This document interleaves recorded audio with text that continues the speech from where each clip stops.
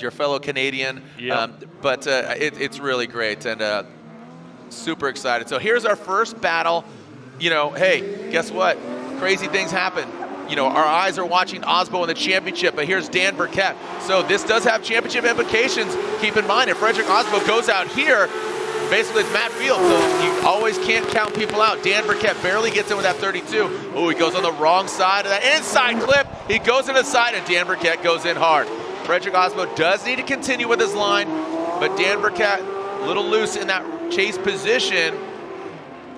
A lot loose, excuse me. So he did keep it together. Frederick Osbo did what he needed to do, but from the jump, Dan Burkett, a little struggle there. We got some, what are we looking at there, Ryan? The left rear wheel, maybe where Dan hit him. It looks like potentially bent. I don't know. We'll have to see what happens here. But I think it looked, Dan hit the wall in practice, right? And then got the car together, came out here in top 32. You have to wonder if the car was fully ready to go, you know. It looked like he was struggling a little bit. From the Dominican Republic, here's the first run of this Rockstar energy drink, top 32. Castro leads. Mohan give a chase. A couple cars need to close that gap there for Mohan. Castro sticking it to the wall. Mohan looks like he massages it a little bit higher.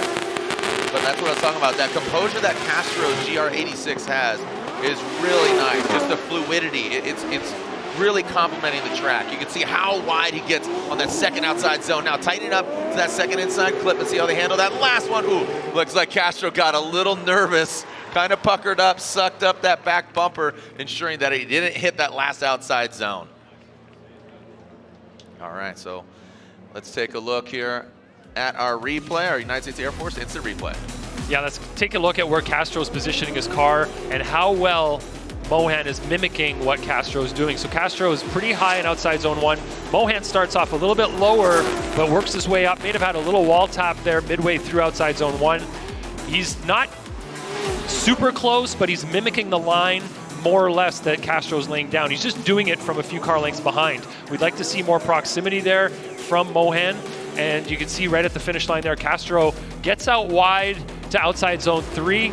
And then it looks, like you said, like he was not really at the maximum amount of angle we've seen some drivers achieve through outside zone number 3. But overall, doing a good job in the lead position. Castro looks really settled. His car's not moving around a lot. Once he gets the angle, he's set. He's in the zone. He's not working the wheel a lot. The car looks really settled, and he looks confident. I'd like to see more angle at outside zone 3, but the big story here is really Kyle Mohan not achieving that level of mimicry in terms of proximity and line. He's doing the line, but a little bit further back. We'd like to see that, but closer. Yeah, just a little more refined, getting that, like you said, that proximity. All right, so Kyle Mohan looks like taking a look. Something might have been on track. So either fluids or some parts. We'll clear it up. Osbo and his team, you can see it right there. All hands on deck. Now, Ryan, you said that fault needed to be deemed, and that was obviously Dan Burkett, correct? That's correct, yeah. The fault was assessed on Dan Burkett. All right, look at this. Lorette getting all the, can you feel the energy right now? Do you feel the tension, Lorette? Down to you. Jared, right now, down here in the pits, the energy is vibrating. It is just absolutely buzzing down here, and you can see the live shot, Frederick Osbo and his team working on the car. The tow arm is bent in the back, and since every car is different, they should be able to fix this in the 10 minutes allotted. But if there's subframe damage, that could extend the time, and he would have to call the 5 minutes. Jared? Thank you so much. So we are getting word that Dan Burkett is not going to repair his car. They are done. But thank you so much, Lorette, and I appreciate the insight. So now what just needs to happen is Osbo needs to show that the car runs, and that would be not a buy run, just a completion to show that the car is capable. What's good for him is he does have a halftime break in between 32 and 16, so ample time as, 16 kicks back off here, this evening at 7 o'clock. That's when we'll be back out here for the continuation of top 16. Ample time, just get it out there on the track because basically Dan Burkett has parked it. Right, he doesn't have to run a 100-point run. He just needs to get out there and prove that it'll leave the line, and that's enough. All right, so Jonathan Castro, Kyle Mohan, going to alternate order. Kyle Mohan, Renewable Lubricants, Mazda Tricks, Mazda RX-8, Kyle Mohan Racing, and of course, the Dominican Republic driver, Jonathan Castro. Jumbo Methyldom with that straight line approach and that Toyota GR86. Now you can see, now it looks like Mohan is answering exactly what you did, but Castro, he's down. He needs to get up there. He needs to get that distance and needs to close that gap. So it's almost like they're alternating positions, not just lead and chase. Ooh, Mohan got the attitude of the vehicle. A little switched up there. He's throwing it down out front, Mohan. Mohan's doing exactly what you guys are requesting. I mean, he was high on the bank. Castro, you know, it seemed like he had the power on that first run, but just not part of the equation. Yeah, he's definitely not putting the car where he needs to in the chase position. He's low and outside zone 1. He doesn't really have the proximity until very late in the run that we were looking for either. In the lead, Mohan's putting his car in all the right spaces. Just had that little bobble as he hit the wall in outside zone number 2. But let's watch the replay here and have a look at it again. Look at where Castro's car is. He's down below those white painted lines we have in outside zone 1. Kyle's up there in outside zone 1, right where he should be. Kyle transitions nicely for inside clip 1, misses it right on that first hash mark, and then Castro here, again, a little bit inside until about halfway through outside zone 2. Kyle's doing a great job in the lead position, putting his car where it needs to be.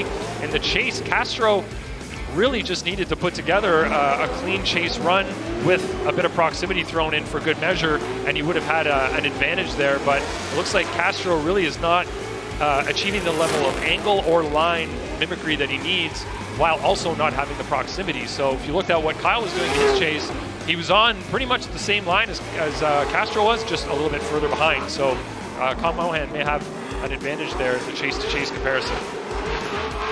All right, so we can see Osbo, the wheel is on. That is a good sign for him and his team, the Motegi Racing wheels, the Nitto tires.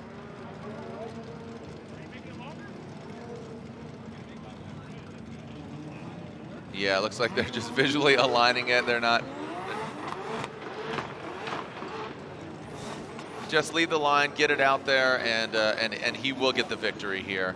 So let's go to the judges in regards to Castro and Mohan. Slide him left for Castro, right for Kyle Mohan.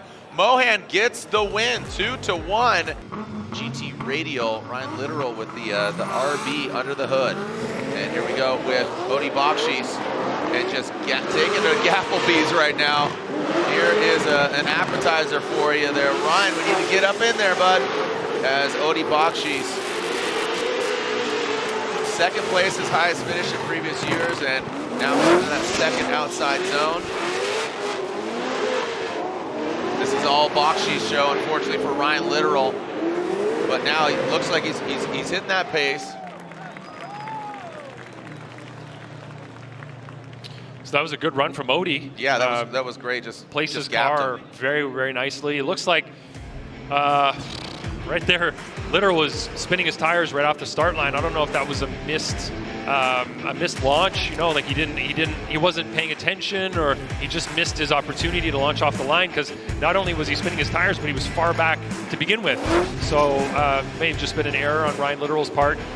You can see that he's getting some perturbations there in angle. He's not really staying at angle the way we want him to in the chase, but that is not really the biggest concern here. It's just the distance between the lead car and the chase car. You know, Odie was running what he was supposed to do in the lead, so he was not trying to get away in the lead position, and then the chase position, Literal had no proximity at all, basically. There wasn't really a tandem battle. All right, so let's see the second half of this battle. Ryan Literal, Odie Bakchis. So Literal out front, and you know, that was all Odie. Let's see what kind of pressure Odie's going to give. He knows he had an advantage. We're looking for an active chase. We're not looking for them to kick back, but you know, I wouldn't say that Literal was an inactive chase. Just didn't have it right there, like you said, just something right off the start. Here we go. So Ryan Literal, Odie Bakchis, going to solidify this dominance here. Ryan Literal, good angle right now. It looks like he's putting it down for his town. Good job pass. Boom, both of them. Actually, Odie a little bit off of that inside flip, but now in that second outside zone, you're seeing the proximity, you're seeing the mimicking with the angle, just right there in that pocket, tucking in with that GT Radial smoke, but of course the Falcon tires go round, and it looks like, speaking of going round, Odie Bakchis will go to the next round. Just not enough Ryan Literal, and unfortunately, on that first battle, just wasn't in the chat room. While Literal was in outside zone 1, you could see he tapped the wall a couple of times, which affected the angle on the car. Let's watch the replay and see it from this high-speed drone here as they get initiated to outside zone 1. You can see that Odie is definitely faster in the chase position, and he's doing his best. Right there in the lead, you can see is where Literal hit the wall, straighten the car up a little bit. And right here, like you said, Odie is off about inside clip 1. I think that's due to the fact that he's trying to stay behind Literal. I think Odie's car is faster here, and he's having to do what he can to sort of float the car in the back and not get too close to Ryan, not make contact with Ryan, while Ryan's a little bit slower ahead of him.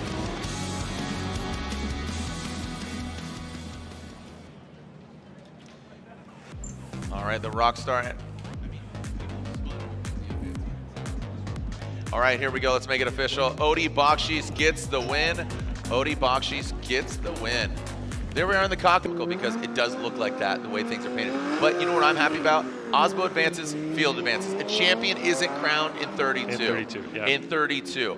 It may be crowned in 16, it may be crowned in 8, or if both these guys meet, let's lay out and listen to our defending champion, Frederick the Norwegian Hammer Osbo.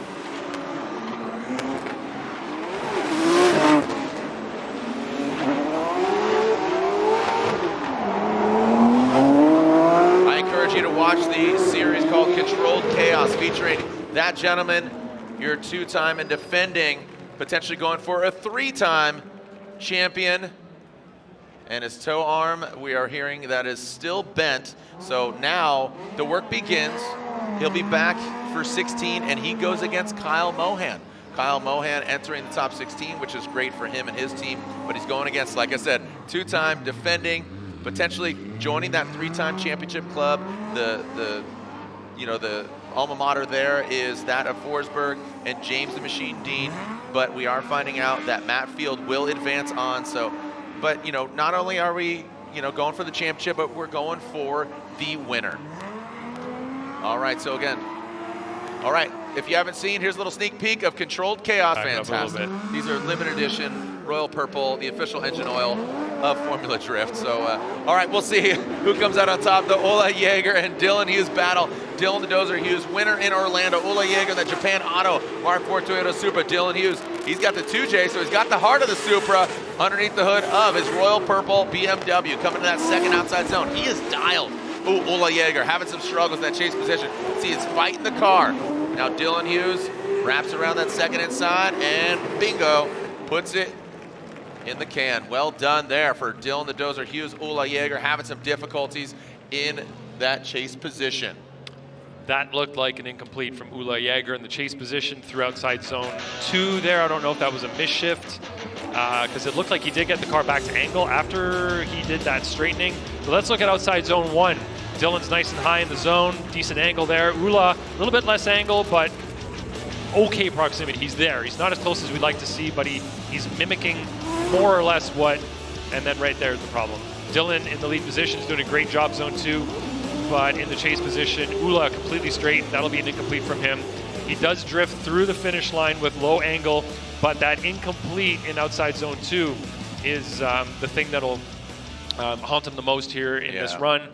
He's going to have to really lay down an amazing lead and hope that Dylan also incompletes in the chase to give him any kind of hope now. Dylan in the chase just needs to maintain, gain some proximity on Ola, maintain it throughout the course, and not make any major mistakes that would be considered an incomplete. And he should be able to move on here without that any mistake from him. All right, so let's see how this unfolds. Ola Jaeger, Japan Auto. Ooh, and Dylan, you talk about doing these right things, and it seems like got a little nervous there on initiation. That might have been caused by Jaeger in the lead position.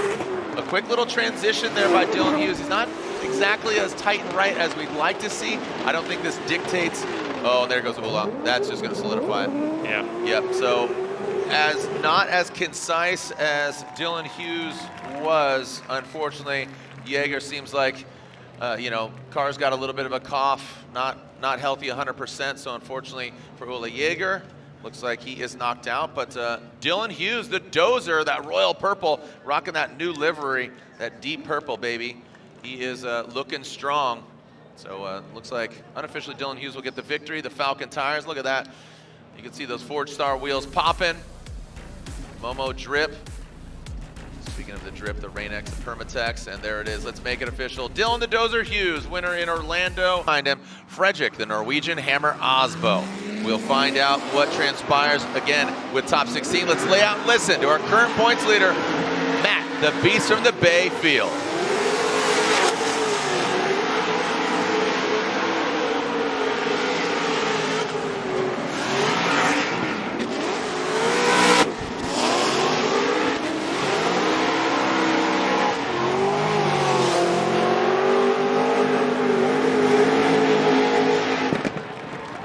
And there's Matfield with his bye run. He advances on, and again, another call to action for Matfield. And I know it's near and dear to Lorette Nickel and her heart, but Matfield has put together a awesome prize pack.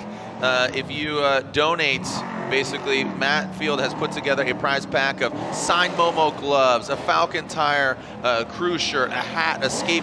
But let's see how Adam LZ, he seems to have found that secret sauce to put it down. Let's see what we got here from Adam LZ. He initiates a big gap here between LZ and Novak, but seems to be closing it as LZ drops down a little bit. Now into, oh, big angle there from LZ. Look at the snappy transition, massive angle there from LZ. Nick Novak a little phased. Needs to get to the side of that Ford Mustang RTR. And now past that last outside zone. So some mistakes on either side. Let's analyze this, Ryan, if we could. Taking a look. So as LZ comes up to initiation, you see a big gap being created here between him and Novak on the run up to initiation. LZ goes way wide up on outside zone 1. Novak lower line, lower angle, but uses that to gain proximity. And we always tell him, you're going to do that, make it quick, and Novak did that. But then Novak makes a mistake here coming into outside zone 2, where you see LZ going wide into outside zone 2, going aggressively into that zone, made it look pretty solid. So Novak had a couple of issues in the chase position, most notably right here as he gets the car to angle. He misses he's below that hash mark we have there, which means that he's quite a bit lower off that wall than we'd like to see. Right there as the transition happens, this is where Novak goes quite a bit inside as well, making a compromise on line to try to maintain or gain proximity. You can see his angle varying there as well, whereas in the lead position, LZ looks solid. He looks like he got the car to angle, and it looked pretty settled through all the zones. All right, some great insight there from the laser. The laser. You say that so like sub. The laser. Here we go. Here we go. The second run of the Novak LZ battle. Goro Works, BMW out front, Nick Novak. As LZ is trying to get to the back of the Nick Novak. Gets to the side, dropping on into that big bank. The infamous Irwindale Speedway wall. Novak, big angle there, LZ. You see the proximity, a little shimming there. Let's see how they handle that second outside zone. Novak. Oh, LZ taps the wall, he stays in it. Those RTRs are known for shredding that back bumper, and Nick Novak rips it on through. Let's take a look at it here again. Your thoughts, Ryan, taking a look, and a great crowd here, even here in top 32. Awesome. Yeah, it looked like Novak was much more comfortable in the lead position, getting his car where he wanted it to be on the track. And in the chase, you could see that LZ had more proximity. Let's watch the replay as they get to angle here in outside zone 1. Novak is not all the way up in outside zone 1, but he's looking a lot more comfortable in the lead role than he did in the chase. LZ there, nice proximity, car moving around a little bit, but we'd like to see closeness with a little bit of movement than far away.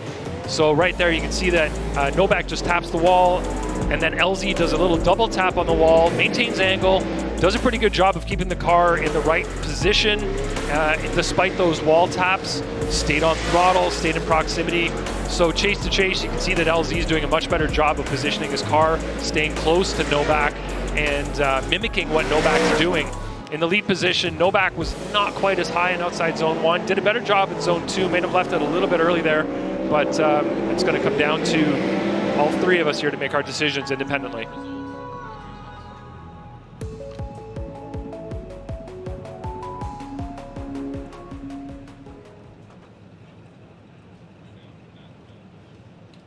All right, the results waiting for that. Adam LZ, Nick Novak. And we are seeing Forsberg, who is intended to be up next with Travis Reeder, but he is not in his vehicle. An unfortunate turn of events. And we are looking at our BC Racing Go for Gold side by side. Adam LZ, Nick Novak, taking a look at this. Both of them had their flaws here on initiation. You see that. Nick Novak, you see him just really jump up. Looks like he, what are your thoughts, Ryan? Yeah, Novak had to make a huge compromise in the chase position there in outside zone 1 and into outside zone 2 as well. Whereas if you look at LZ in the chase, he was in proximity and he didn't make any compromises. He may have had a few bobbles in the chase, but he was real close and mimicking well what Novak was doing. Of course, Novak did do better when he got into the lead position, but he still wasn't up high on outside zone 1 and made a couple of errors elsewhere. All right, the judges analyzing, scrutinizing. Who do you guys think won? Was it Adam LZ? What do you guys think? Was it Nick Novak? Did Nick Novak get the victory in the BMW? A little resounding Adam LZ there, but let's go to the judges. Slide them left for Adam LZ, right for Nick Novak. One more time, Adam LZ, and one more time. So, I think that's really indicative of just tightening it up. You know, I think that, you know, Ryan, I know you went with Adam LZ, the other two judges going one more time. So both these guys kind of could tighten it up. So let's go down to Laurent Nicco, who is with three-time champion Chris the Force Forsberg. Hey, Jared. I am standing right next to Chris, and as you had mentioned, he should have been in his car. Unfortunately, he gave me the chop sign. Chris, I'm so sorry. What's happening with the car? So yeah, our last practice run, it was just smoking really badly, and we're getting pressure in the cooling system, and when we checked the oil, it had water in it. The cooling system was down like almost a gallon, so it probably blew the head gasket, and it was just pumping water through it, and so we basically lost the motor, and there's like no way it's going to make the 2 laps, but it's going to grenade probably on the next pass. So yeah, we went through, we checked all the vitals, we looked through the logs, and nothing's looking good, so we're going to have to park it. And it's super unfortunate. It's like I've barely ever done this in my career. You know, normally we just like let it ride, but it's just it's inevitable that it's going to happen in the next like lap or 2. So we're basically done, and we're going to have to bow out. We're not going to get a top 3 this year, but we are going to finish probably top 6, which is great because I mean we've finished in the top 6 or better in all but 3 years of my career. So I'm kind of keeping that reign. So a little bit of a personal record, but yeah, it's a super bummer. We wanted to go out there and fight and get another silver cup, but you know, Travis will get a bye run, and we're going to go hang out and watch.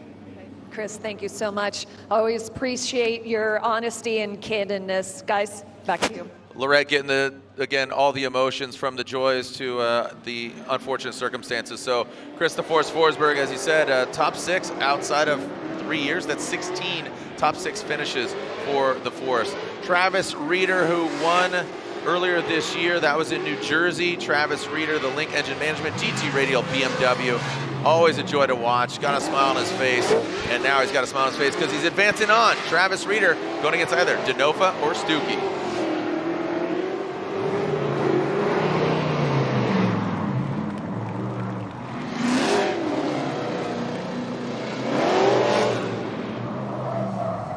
And there it is, like I said, Travis Reeder, winner previously this year, and just a resounding, you could just feel and hear the confidence and see it. So now we are back down to business. So we could see already advancing on. Osbo will go against Mohan. Odie versus Dylan Hughes. Mattfield versus either Adam LZ or Nick Novak. And Travis Reeder, again with that bye run, will go against either Denofa or a contender for Rookie of the Year, the M-Spec performance driver, Daniel Stooky. Chelsea Denofa in that Pennzoil Mustang RTR Spec 5D.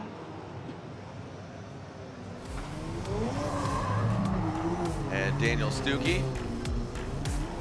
So there's our standings for Rookie of the Year. So Stooky, as you see, sitting second. Mike Power out front. Nick Novak, who's in contention. He is, again, going against Adam LZ, the other RTR Ford Mustang. I know there's going to be an Adam LZ Von Gittin Jr. signing, and Chelsea Denofa is going to join us at our K&N pit party. So myself and some of the other drivers will be over there at the K&N pit party, 5:30 to 6:30 if you're here in the building. So join us over there. Gonna be myself and Chris Forsberg, Dylan Hughes, Chelsea Denofa. Let's see how we go. Denofa versus Stooky. Denofa, the Pennzoil BC Racing Mustang RTR Spec 5D. Initiating into the bank. There goes Chelsea Denofa. Stooky, see him shimming his way a little bit lower, needs to find himself a little bit higher than where he currently is. Now past that inside clip, you can see Stooky with a quick transition. That's going to throw him offline, and exactly that. You see that quick transition didn't allow the car to literally drift out into that second outside zone. Now into that last outside zone. Denofa, masterclass, well done by that Ford Mustang. Yeah, that was a nice looking lead run in the chase. It looked like Stooky did make that mistake on the transition too early after inside clip 1. So initiation there, you see, it looked like Denofa was trying to get the car to rotate naturally, and he had to grab the handbrake there to get it to angle. In the chase, you got Stooky right there, but he did have to make a compromise to get there. But look at Stooky, way too early in the transition. He dives in, misses the beginning of outside zone 2, manages to back the car up into the zone, but did make a pretty big mistake, big compromise there early on in that zone. So let's watch it from the drone here. You see that stepped initiation from Denofa in the lead, but gets into the zone, not quite as high as you'd like to see Denofa in outside zone 1. Stooky's right there with him after making that earlier line compromise, and right there was that big mistake that he made that really put him offline behind Denofa, but he did manage to recover pretty quickly. He gets the car back into the right space there in the pocket behind Denofa. Slightly less angle coming by inside clip 2, but overall finished pretty strong right in that last little area of the track. There's the current standings there. You can see Chelsea Denofa, who sits in third. Would like to hold on to that third place position. And with Chris Forsberg going out, nipping at his heels on fourth.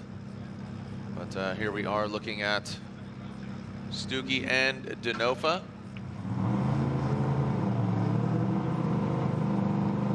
Stooky out front, M-Spec Performance, S15.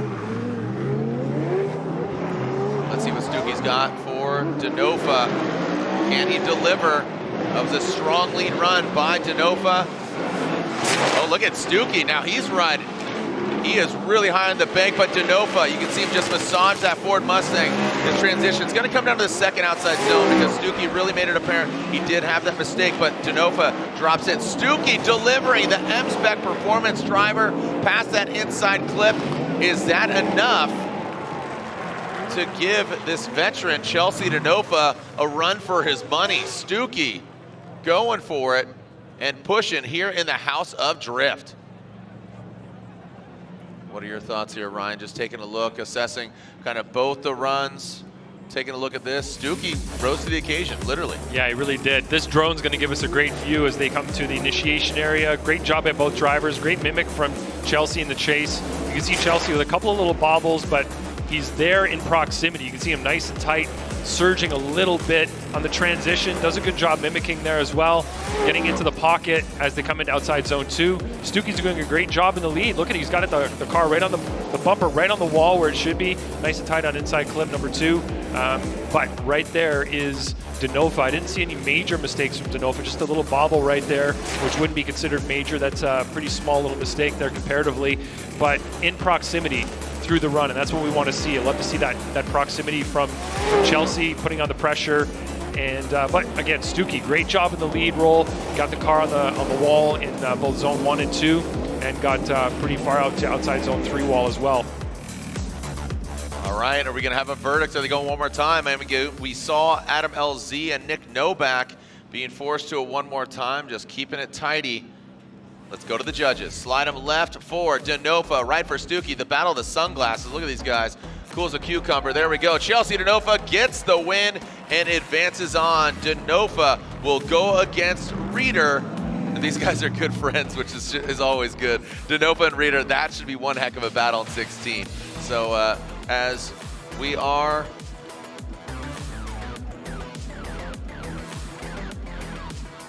yes.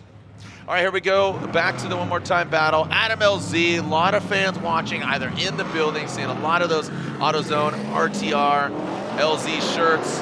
So here we go, Nick Novak. He's not a fan of him. He wants to take him down. All right, Adam LZ initiates Nick Novak. A little more posture, a little more confidence there. You can see, get the proximity, but let's get that angle there, Novak. Ooh, and he transitions way too early. Maybe gets lost in that Nitto tire smoke. Adam LZ needs to get deeper on the outside zone, and he does, towards the latter portion of that run, past that second inside clip. Novak nowhere to be found because you couldn't see him because of all that Nitto tire smoke, but a great showing there. Stand and deliver. What do we got here as far as results? And again, we will take a look. What do we got here with the Air Force instant replay? All right, so as LZ gets initiated, you can see in the chase there, Novak just a little bit behind, but doing a better job than he did on the first run of mimicking the line at least. Had a little bit lower angle there at the end of the zone. Transitions too early, hits inside clip with the left side of his car, which is not a good look through that area. LZ didn't get into outside zone 2 immediately, but did get in there later on in the zone. Did get himself up to the wall. So let's watch it from the drone and see what happened.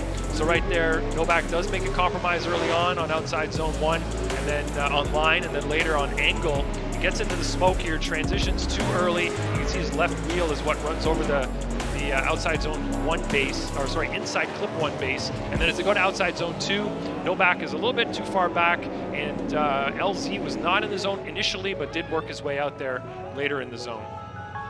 So again, still leaving a window of opportunity. Not that LZ was watertight, and Nick Novak had some mistakes, but if he throws down a really gangster lead run, talking about Novak and LZ, you know, if this could go one more time again, or if Novak is that dominant and LZ makes some major mistakes, he could get knocked out. But look at LZ chomping. He is absolutely drooling all over the back of that BMW, sweating him. Oh, Novak comes out of it. That's going to be it. That's going to be it, unfortunately, for the CoroWorks BMW. Hits the wall, gets out of shape. Adam LZ does not need to continue, but this is good practice, comfortability with that Ford Mustang. Adam LZ will advance on to the top 16. Unfortunately, that CoroWorks GT Radial BMW knocks himself out. He knew what he needed to do, and that's what I was talking about. He threw down that gangster run, did that X factor. You know, got into the wall, didn't disrupt, but unfortunately it did. The wall bit back, took him out. So Nick Novak unfortunately knocked out, but a lot of fans hyped to see Adam LZ advance on. Guess what? He goes against Matt Field. Ooh. All right, so there you are. You're seeing Osbo, Field, Denofa. Top 3 are still in the mix. Osbo will go against Mohan, Odie versus Dylan Hughes, the Dozer, Matt Field versus LZ, Travis Reeder versus Denofa. We're officially halfway through our Rockstar Energy Drink Top 32. I'm Jared Dienda, Ryan Lontaine. Ryan the Laser Lontaine zeroed in on judging, co-hosting alongside his other 2 judges, Chris Yule and Brian Eggert.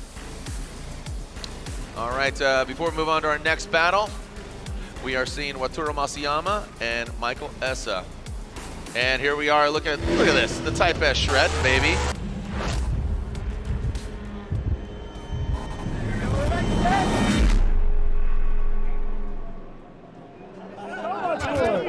It was like seeing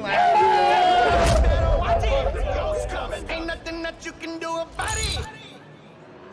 Oh man, you know what?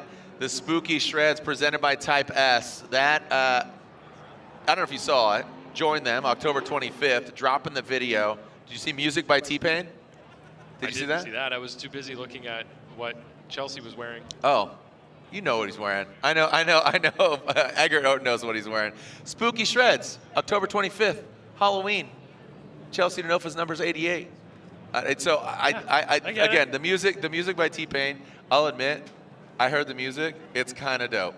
It's kind of dope. Our friend T-Pain put together a sick track, and just wait, join it. Spooky Shreds, presented by Type S. It's pretty fire. I love Halloween, by the way. My birthday's next Wednesday, by the way, too. Oh, okay. I'll make sure to send something. Yeah, send me. Just send me a text. Something expensive. Just send me a text. All right, so here we go. Qualifying continues. Wataru Masuyama, number 2 qualifier. He's going to finish top 10, ideally. He's going against a former champ, Michael Essa, who qualified 31st. That's right, the former champ. He was having some boost issues. He found The ghost in the machine. It seems like he's dialed in now. Ooh, just as I say that, he drops down. Masuyama, number 2 qualifier, on pace.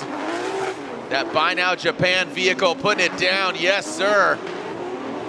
Yo, the land of the rising sun. Buy Now Japan. Sylvia is delivering. Michael Essa, you saw him initiate, drop down a little bit, but great job by Masuyama, who is just really pouring it on, you know, as the season progresses. I'm really excited to see what we can see from him. That car being operated by the Drift Cave, which is Matt Field Shop. Go ahead, Ryan. I'm not sure if Essa dropped down there or if Masuyama was hitting the wall beyond outside zone 1. So right there you see Masuyama not all the way up, but he does get all the way up at the end of the zone, goes beyond the zone, taps the wall, and gets out wide to that white line on the driver's right, which is not ideal. It's not exactly where we want to see the lead driver, but in the chase position, you can see there in that area, Essa made a bit of a correction, and I believe it's because he was trying to anticipate where Masuyama was going to go. So let's watch Masuyama's line. He's low here, and then as he gets up, he goes up way too late, goes out real wide near that line on driver's right.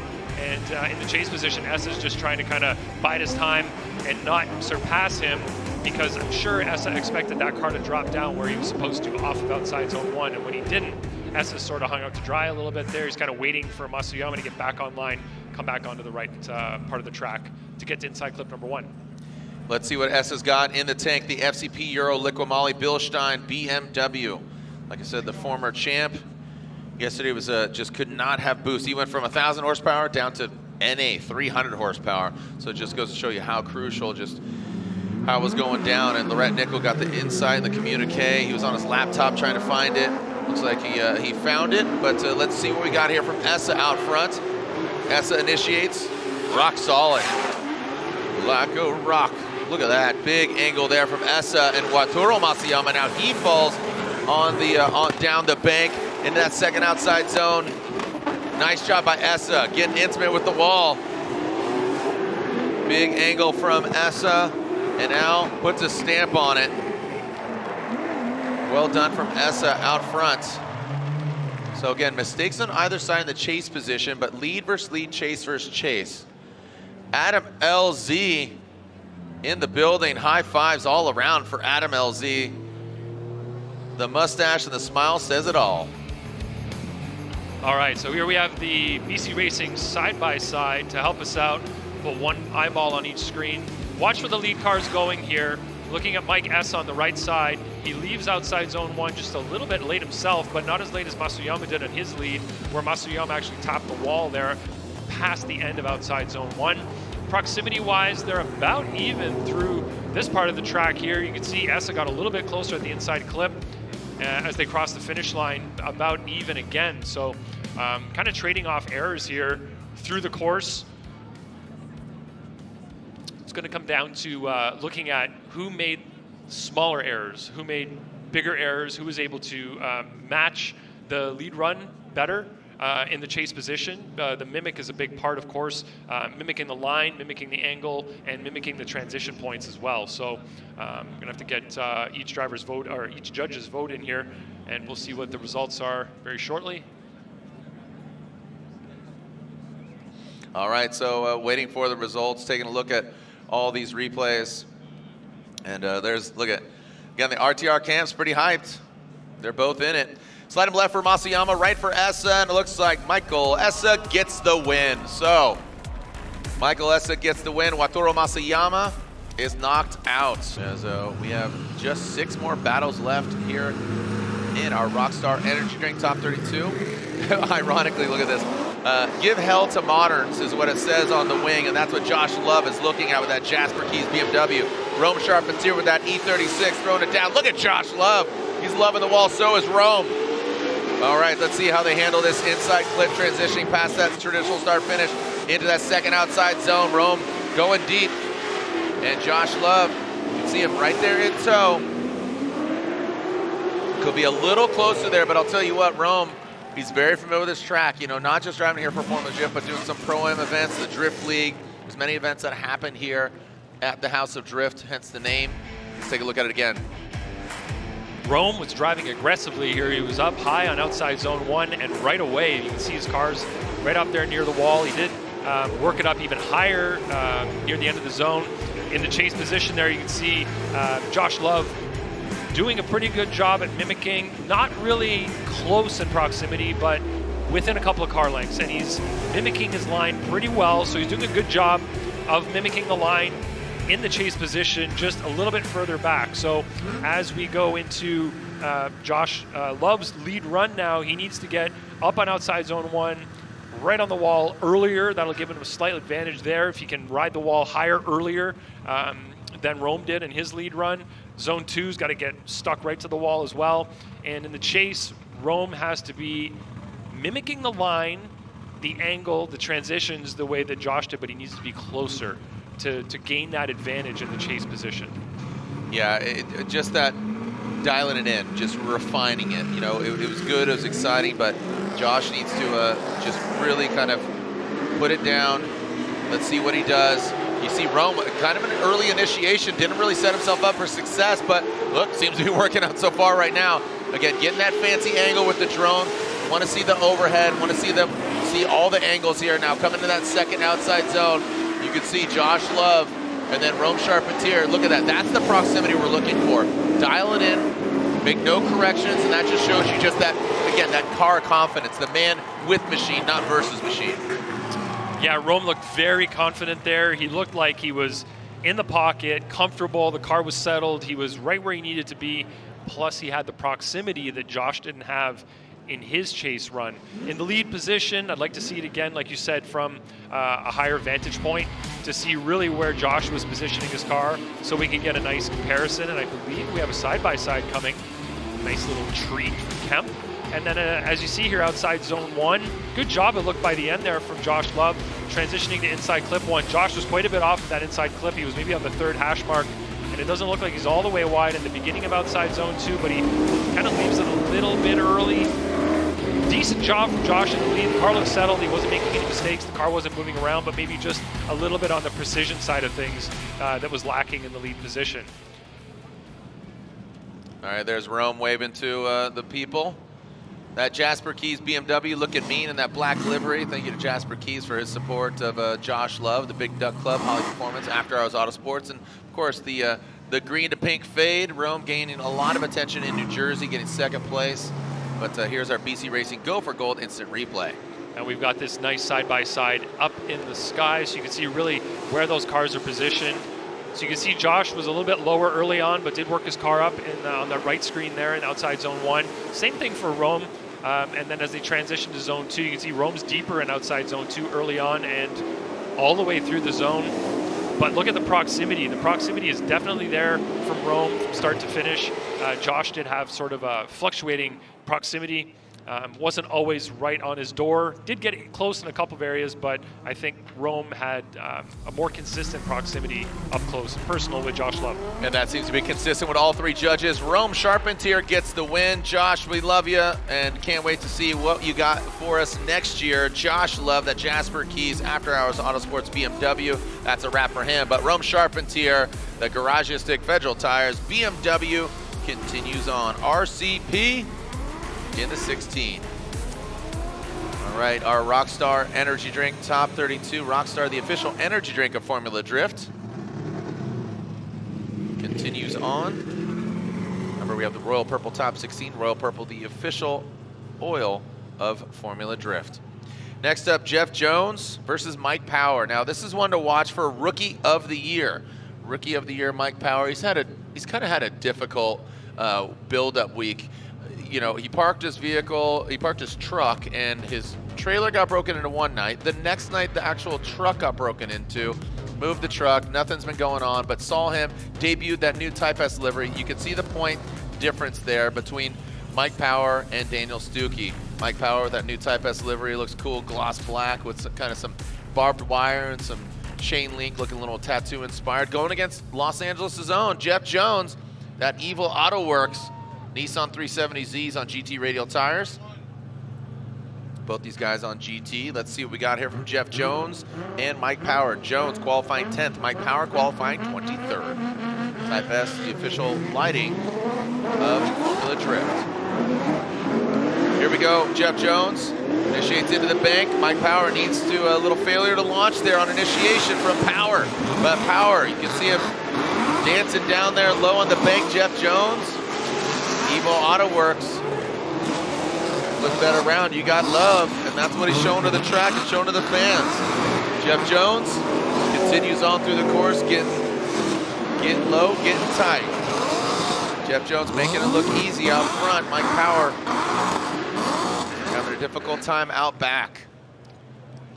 In the chase position on outside zone 1, that is not where you want to end up. If you're No. down low like that, even if you have a slower car, you're running that lower, tighter line, you're going to be catching up to the lead car, and it's going to be really hard to maintain drift, and it's going to be really hard to get your car back up the bank. So unfortunately, you're sort of stuck down there, and you're in a holding pattern waiting for the zone to end. Yeah. But unfortunately for Power, he wasn't able to really work the car into the right part of the track, and ended up straightening up. I don't know if that was, I've made enough mistakes that I'm just going to save my tires so that when I go to the lead position, I will have more rubber under the car, potentially, or if it was really something that happened, that he just straightened up and he's like, okay, I'm just going to leave it. I think it's smart though to, if you're in the chase and you've made that mistake, just stop drifting. Yeah. Save your tires. It's going to give you maybe a slight advantage when you go to the lead position now, because you are going to have more rubber in your tires compared to the other driver. Well, what's interesting here is when that battle ended, Jeff Jones, who was dominant, he came and parked, talked to the officials. Don't know if something was going on or lost a body part, but looks like we are clear to send, so he pulls up back to the line. All right, so here we go. Mike Power out front, sitting on a deficit. That Type S S15 from New York, going against Southern California, West Coast versus East Coast. Mike Power initiates. Look at this, Jeff Jones giving himself a little too much room. All right, and Mike Power gets and taps that wall, stays in it. This is what we saw from him yesterday in qualifying. He hit hard, not once, but twice, going to that second outside zone. Here comes Mike Power. Now here comes Jeff Jones. Looks like, again, Jones could be closer, but given, the scenario that he is looking at, Jones just barely crosses that. It almost came unwound. A wise man once say, not the prettiest from Jeff Jones, or, I've said about things. Again, not the prettiest Jeff Jones, but talking about that run, Jeff Jones is a handsome man, but unfortunately, with Mike Power having that lackluster chase run, Yeah. Jeff Jones is going to get the victory. Yeah, that incomplete from Power in the chase position is the nail in the coffin, unfortunately, here. In the chase position for Jeff Jones, he did not incomplete. He was a little bit off there on outside zone 1, but still in the game. Right here, he transitions for outside zone 2, and you can see that he does gain that proximity, gets himself right in the pocket, falls back a little bit again, but is on the right line through this area. You can see that he's sort of lost in the smoke, has to run a bit of a tighter line there to sort of keep angle in the car over the finish line, but like you said, he did not have that incomplete against him, so Jeff Jones will move on. Awesome. Jeff Jones gets the no power steering for Dean Carney. So let's hopefully got it fixed. Brandon Sorensen, Carney. Sorensen initiates. Dean initiates. You see, lacking the angle there. Brandon putting it right on the wall. Dean doing a bit of an Irish jig in the back. Now past that inside clip into that second outside zone. Brandon, great posture. You see the poise here, and Dean, he is just on the struggle bus, unfortunately, for Carnage. Look at Brandon. Wow, again, number 3 qualifier, rightfully so. That was a solid lead run. That was a high qualifying lead run. We talk about throw down, the highest qualifying run you could do. Chase car, mimic that. Dean, unfortunately, it seems like he's got the power steering. Maybe he's fighting it. I don't know. We're not in the cockpit. Let's take a look at it again. Yeah, Dean Carney had a couple of wall taps, a significant one in outside zone 1. Watch here as he gets the car initiated right there. Car taps the wall, loses angle, stays in drift, but definitely moving around a lot. As he transitions for inside clip 1, you're going to see him way off of that inside clip. In the lead position, Brandon's doing a great job. Right here, another wall tap from Dean Carney. Over-rotates the car a little bit, has to lift off.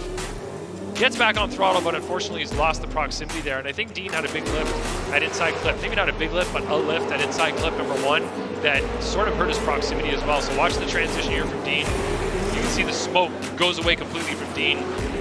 He fell back considerably, taps the wall there, and that's when he, I think, tried to angle into the wall a little bit, you know, get a little angle into the car to sort of save it from slapping the front into the wall, but it caused the car to over-rotate a little bit. Got off throttle a little there to try to save it. He did save it, but lost that proximity, so he fell back considerably. Like you said, Dean did have some problems in the chase position. They're now trying to zip tie the car back together from those wall hits so that he can get back on track and not lose all of his body panels as he's going around the track. There is a big rear fascia on that car where the taillights are, so it's not just a bumper fix. I think it's probably a few different things back there that need to be secured after that multiple wall tap run from Dean Carney. Dean's been making some really fun content with the Daily Driven Exotics guys, and it looks like, yeah, like you said, the fascia, it's kind of a whole unit back there. One car caught on fire. He's ripping around in McLarens. He's driving, I mean, he's doing a lot of fun stuff. So be sure to follow Dean Carnage Carney. Here we go, the second run.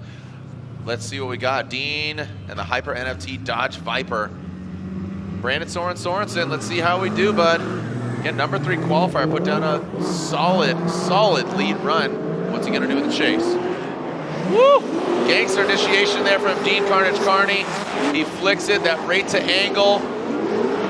Looks like Brandon had to kind of back off a little bit. You know, Dean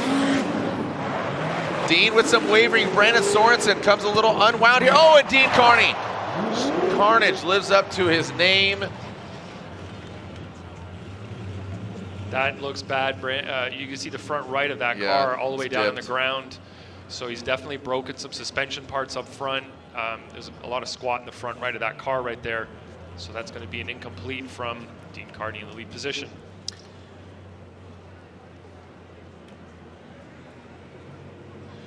All right, so we will see how Dean is. And with that, unofficially, Brandon Sorensen will get the victory. So it looks like he is okay. The fire safety crew here at Irwindale on it. Just want to make sure. But we'll get the tow truck out here, get him off course, and a lot of the drivers making their way back to the pits. Surprised, this is kind of the first real big hit we've seen on either bank. So let's take a look at it again here. Here's Dean, goes in that second outside zone. Brandon kind of having some troubles there, chasing him down, and Dean just taps that back right. It whips him in, and that wall, unforgiving. He saved it yesterday, not the case here today. Yep. So with that crash, Dean Carney, that would basically retire him. Brandon wouldn't need to continue on, even though he makes a mistake. Look at that, you see metal fly. Looks like Brandon hit kind of the barrel of the wheel. All right, well, again, Ryan Lontaine, let's make it official. Bring in a special guest that we have here. But slide him left for Sorensen and right for Dean Carnage Carney. So, Brandon Sorensen advances on the United States Air Force BMW. So they're going to be able to keep up to the lead car. So this is going to be very tricky for both drivers. And it's a pouring. significant amount of rain. It is pouring right now. It is dumping right now. You can see the rooster tail coming off the back of Alec Robbins' Nissan. That is the Facetto Nissan 350Z. Look at him slide up there. Darren Kelly gets aggressive. I told you. I mean, Darren Kelly with this Aston Martin twin supercharged. V12? V12, twin supercharged Aston Martin going against a Nissan 350Z. Alec Robbins versus Darren Kelly coming that second outside zone. Talking about those marbles, talking about that rubber. Slowing down in speed, but trying to keep that car control. Making their way through that second outside zone. Now into that second inside clip. Bringing it on home and across. Ooh, slapping the base big time. Knocks him out of shape, hits the drain. He circled down the drain there. This is going to cause some controversy, Jared. He hit the wall. He spun out after the finish line. This might not seem on the surface like a big deal, but in the driver briefing and throughout the last few seasons, the drivers have indicated to us that it is very important to them that we are strict on spinning on the track, at the finish line, or beyond the finish line. And unfortunately there, Robbins tapped the wall and spun over the finish line. So that is not going to go well for him. Now, what we talked about earlier, the different lines on this track having different grip. Look where Robbins is now, lots of grip. Goes up high, you can see how his speed drops. Because Darren was down low, he had grip, and he was coming in pretty hot. He got up on the less grippy area, and you could see that his speed then adapted because they're on that same line. But very, very tricky out here right now for these drivers because it's not consistent. They're going to be grippy in one part of the track, and if you move up a couple of feet, you're going to run out of traction. You're going to be on a very slippery surface, and that consistency is going to be what is difficult. Watch Alec Robbins here. Wall tap and a full-on spin right here. So Alec Robbins is calling a competition timeout right now due to that wall tap. Maybe that right rear wheel actually hit the wall when he got there. It wasn't just the bumper, so they may need to have a look at the right rear suspension of his 350Z and see if there's any damage there from that wall hit. Conversing with President of Formula Drift Ryan Sage, I said, hey, what does the forecast look like? What is going on? He says, we have this cell, and hopefully it hits and quits. So we're going to see this. Ideally, it'll pass through. It dries out during the halftime break. Right now, Ryan Turk, that Rain-X truck and SUV Toyota GR Corolla on Nitto tires. Here we go, Jonathan Hurst. Look at this initiation here by Ryan Turk. He gets to the wall. Wow, amazing initiation by Ryan Turk, currently sitting 5th in points. Jonathan Hurst spins out. Ryan Turk does need to continue on. As long as he keeps it sideways, keeps it clean, he's going to have a major advantage here. Again, he doesn't, given the conditions, he wants to get in that top 3 spot. Now, with Chris Forsberg out, who's in 4th, he does tap that wall. He gets intimate. You've seen that back right corner being bashed up, banged up. This Rockstar energy drink pilot living up to the series title, Controlled Chaos. Puts it down, and a great, strong lead run by Ryan Turk, who is your round 1 winner. The fans stomping their feet here with, again, ironically, the Rain-X truck and SUV. He did the rain dance in the rain. Ryan Turk used to drift up and down his dad's driveway in the snow in his S13. Barefoot. Barefoot too? I'm just kidding. Car? That's Wow, what everybody says. impressive. Backwards. But he used to drift up and down that driveway in the snow.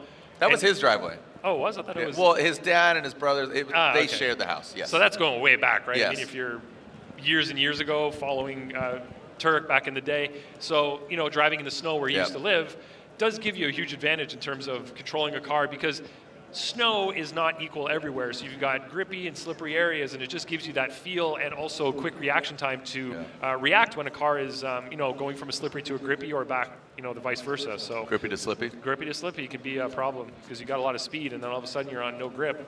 Goodbye. I think it really does add a sense of confidence that Ryan Turk initiated, and you saw him just get to the wall and then just stay in it, kind of massage it, work it out, and that was really good execution by Ryan Turk. Here's where it gets kind of dicey, is Jonathan Hurst. We saw him spin on initiation, but he was in the chase position.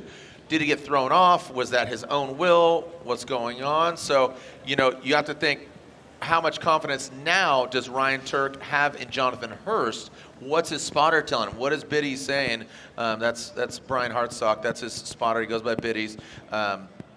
What's the strategy? There you go. Is it stick it to the door or give him some space? He's got it incomplete. You don't want to have an what's that called? Inactive chase in behind Jonathan Hurst in the lead. So you do have to adjust yourself. But it looks like Ryan Turk's staying pretty close right now. He's drooling, man. He's absolutely thirsty right now, and he's about to get a rooster in his face. Oh boy. Okay. Let's clear it. Oh man. Okay. That was fairly low speed. It doesn't look like any major damage. Hopefully. Just kind of bumper cars a little bit. That's it. That's all she wrote. Jonathan Hurst, that's going to be a wrap for him. Very difficult situation. All things considered, I think Ryan Turk is content with that. Not joyful, but I would say that's going to be a good scenario. Again, hopefully Mother Nature says, all right, hit it, quit it, I'm out. And let's stop the rain. Ready? Everybody say, stop rain. 1, 2, 3, stop rain. Ryan Turk gets the win and advances on that Rain-X. Right before the finish line, causing him to spin out. That might play a major role into the outcome and the verdict of this battle. Here we go, Darren Kelly going to initiate into the bank. Darren Kelly initiates, you see him high on the bank. Alec Robbins dropping down. That twin supercharged V12, like I said. The Kilu with the wet experience might be showing off right now. Let's see how he handles the transition into that first inside clip. Now he's going to have to transfer into the second outside zone. You can see him dragging the bumper, guided it. Oh, and he hits. He hits, he spins.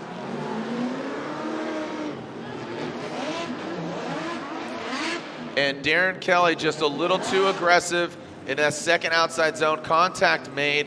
Alec Robbins hits him. Lead versus lead, chase versus chase.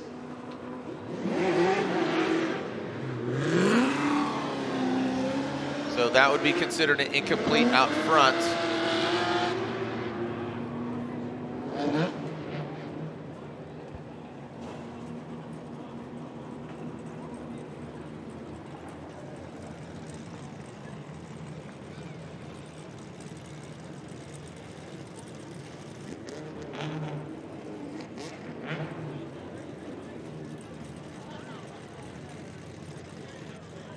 All right, so again, just kind of assessing what happened here. Lead versus lead, chase versus chase.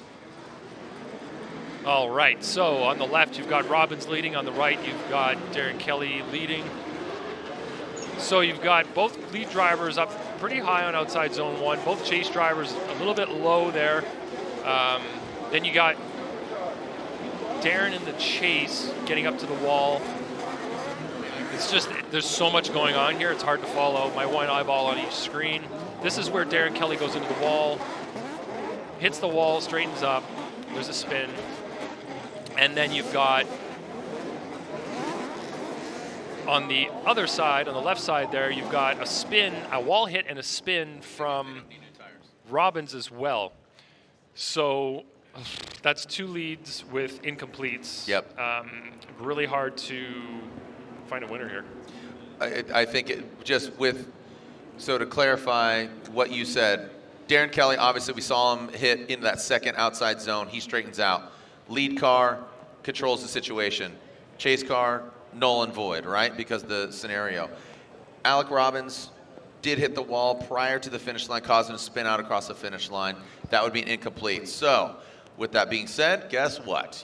Guess what? They are going one more time. Yeah, there's not much we can do here based on the way the rules are written, and honestly, it's the and right thing to rightfully do. So. Yeah, rightfully so. You're right.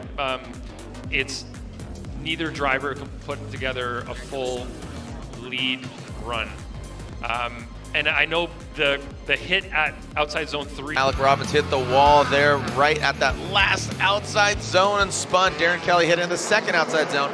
Here we go. We got a real wet track. The rain continues to come down. You can see it there, just coming a little bit at a 20-degree angle. As speaking of angle, Alec Robbins not as high, but Darren Kelly works it, and now look at that. Robbins just there towards the latter portion, barely gets up and taps that wall now into that second outside zone. Don't want to overcook it. Now in that second outside zone, you see Robbins gets out there, taps it, stays at him. You see how that wall just sucks you up. We saw that with Darren Kelly earlier. It seemed like he had basically had just one more little hit and he would have finished. And there it is, Robbins and Darren Kelly.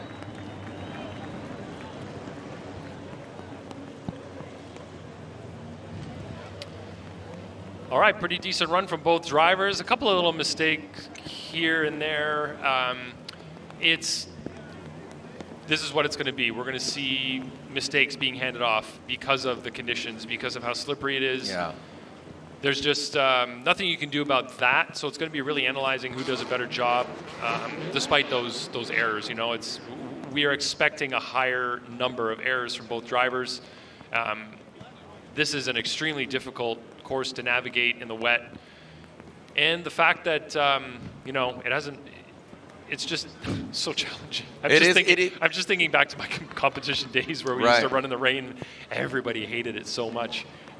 We were doing it on a track with a drag strip on the. That's right. Yeah, and that was talk glare about surface changes. Yeah, but it's still difficult here. The differences, the changes in grip level, the inconsistency throughout the track. If it was consistent everywhere, this would not be a problem. It's the inconsistencies that really make it challenging. The speeds that they're traveling are still really high. It doesn't look maybe from way up here, but they're still driving very fast for the conditions. So well, we talk about the track conditions and how slick it is, but also keep in mind, helmets, windscreens, windshield wipers going down, fog, all these other elements. They don't have windows, so it's coming in. They're soaked. So all those other elements outside of just track conditions. And look at this, Darren Kelly, DK comes out swinging, and whoa, Alec Robbins gets aggressive. Look at these guys shimming in the rain. Look at the rain dance that these guys are performing. Darren Kelly, Alec Robbins going at it. Our final position in the top 16. Who's going against Ryan Turk?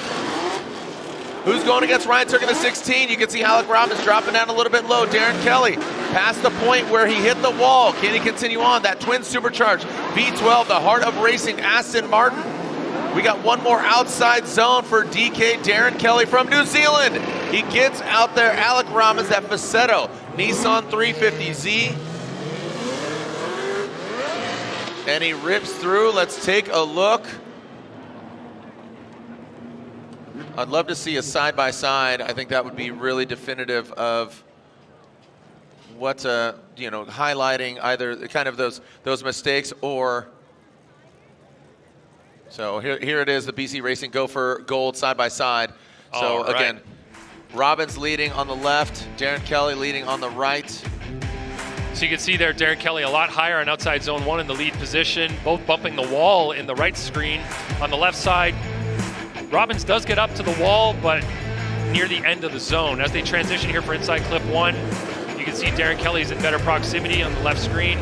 What I'm worried about on the right screen there is Darren grabs the handbrake after inside clip 1, and it looks like he goes pretty low angle. I don't know if that was completely straight. We're gonna have to watch on our little replay machine here if it was straight. It was pretty sloppy from Darren in the lead position there. It looked like he was being cautious transitioning to outside zone number 2. There was a long handbrake pull, and I think maybe he pulled the handbrake too early, too quick. The car hadn't rotated yet, so I don't think it had really the momentum to rotate because he grabbed the handbrake too quickly. We're just watching it here on our slow-mo screen that we have, trying to determine if that is indeed what happened, to see the degree of straighten that was there, how bad it really was. Okay, waiting for the outcome here from the judges.